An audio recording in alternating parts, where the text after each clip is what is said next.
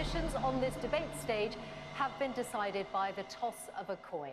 I think over the last 14 years, politics has become too much about self-entitlement and MPs thinking about what they can get for themselves.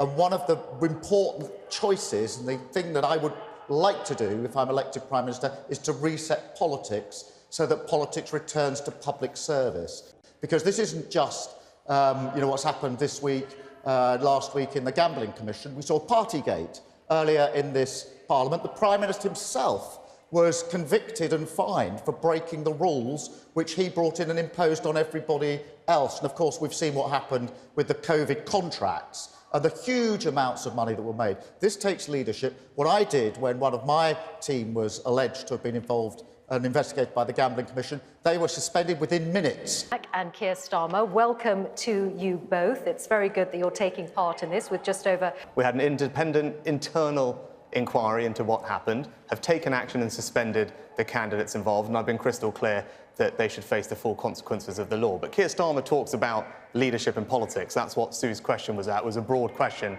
about how to do that. I also think leadership means being straight with people.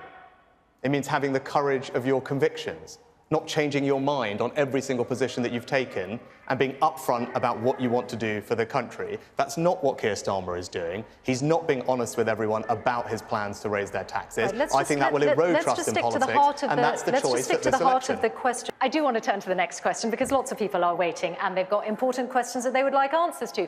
If you can hear any noises off, ladies and gentlemen, or anyone at home, there is a protest taking place outside, which is also an aspect of our democracy and people exercising their freedom of speech. It's completely unfair what's happening. When people come here illegally, jump the queue, it not only puts pressure on public services, it not only threatens our security, it's an affront to that sense of fairness, which is fundamental to our national character, and that's why I've made it a priority to stop the boats. We have made progress. The numbers have come down over the past 12 months compared to the 12 months before. But in order to fully solve this problem, you need a deterrent. We need to make it crystal clear to people that if they come to our country illegally, they won't be able to stay.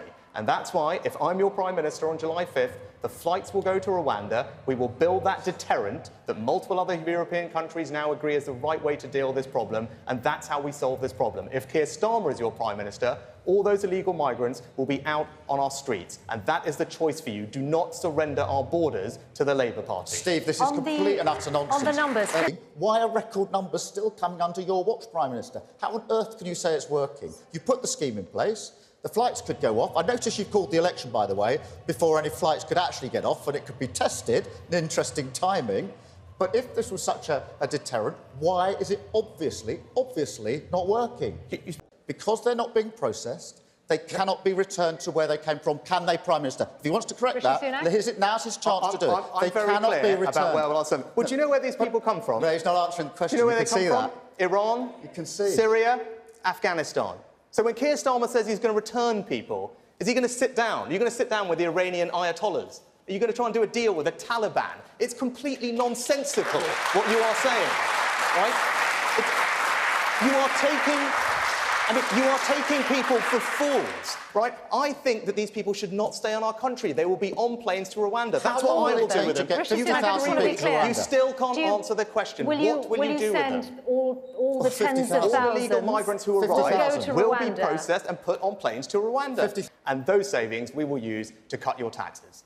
And what I want to do is cut taxes for people at every stage of their life. So for everyone in work, we're going to continue cutting national insurance, £900 this year. For pensioners, we have the Triple Lock Plus. We will raise the allowance, delivering a tax cut for pensioners, making sure that the state pension is never subject to income tax. If you're a young couple wanting to buy your first home, we're effectively going to abolish stamp duty. If you have children, you're a family, we're going to expand the generosity of child benefit. Right? These are the tax cuts that I want to deliver. And if you're a small business owner and entrepreneur, we're going to abolish national insurance for the self-employed. So those are the tax cuts, that's how we're going to pay for it, and that's the choice for you at this election. You can have tax cuts with the Conservatives, or you can have thousands of pounds of tax rises under the Labour Party, because he's simply not being straight with you about what is coming. Mark my words, your taxes are going up if he is in charge. Keir Starmer. False, but Mohammed, I'll answer your... The Prime Minister said he warned the country about Liz Truss and the damage that she was going to do to our economy. And then in the next breath, he said we must unite behind her and support her. Why on earth would you unite behind someone that you say was going to do that damage? You know what it's like to fall in behind a leader of your party. But he's repeating the problem. He's repeating the problem.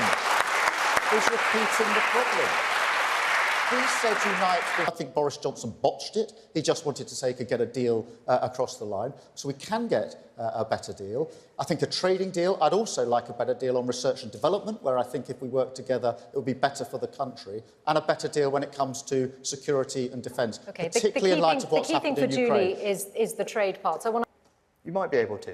But do you know what the price of it will be? It will be free movement of people. No, and that's what Keir Starmer's not being straight with you about, right? They might be able to sit down with the EU, and the price of anything, and I know because I've sat across them for the last 18 months, negotiated the Windsor framework for Northern Ireland, actually got us into the Horizon programme for R&D. All the things he's talking about involve accepting more migrants. We will do that by changing the law so that the Equalities Act recognises that sex means biological sex, and that will allow us to deliver on what Vicky wants, which is to protect female-only spaces, female-only services. It's crystal clear for you there is a choice on that question at this election, because Keir Starmer is not matched my pledge to reform the Equalities Act to pass new law. That is the only way to deliver on what Vicky says. And the reason he won't do that, I don't know, but he can explain, is because he's not sure, like I am, that when it comes to these matters, sex means biological sex, and that's how you protect female-only spaces and services. Keir Starmer?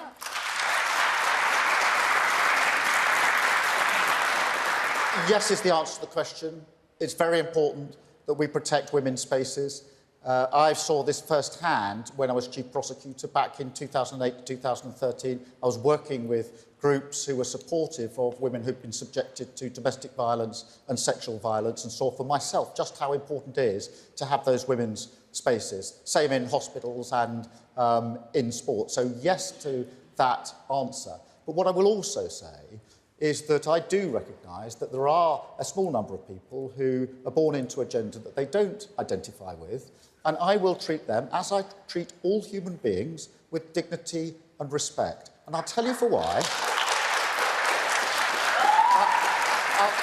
I'll tell you for why. Because if you don't, you end up with the Prime Minister of the United Kingdom standing in Parliament making an anti-trans joke in front of the mother of a murdered trans teenager. I will never, ever allow myself to be put into that position. And the two men there, Sir Keir Starmer and Rishi Sunak.